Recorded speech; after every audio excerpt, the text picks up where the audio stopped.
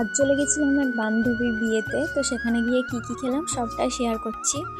প্রথমেই ছিল লেবু আর স্যালাড। স্যালাডে শসা ছিল, আর সাথে ছিল ডিমের ডেভিল।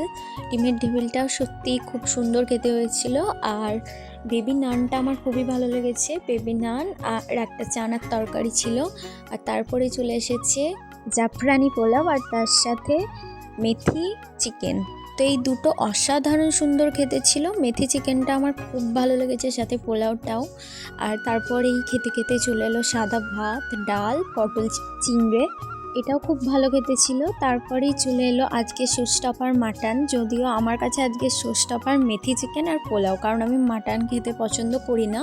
বান্ধবীদের জোড়াজড়িতে একটু নিয়েছিলাম, তো একটু খেয়ে বাকিটা ফেলেই দিয়েছিলাম। আর তারপরে ছিল চাটনি, পাঁপড়, লট চমচম, রসগোল্লা। আমি রসগোল্লা নিইনি। আর ছিল আইসক্রিম।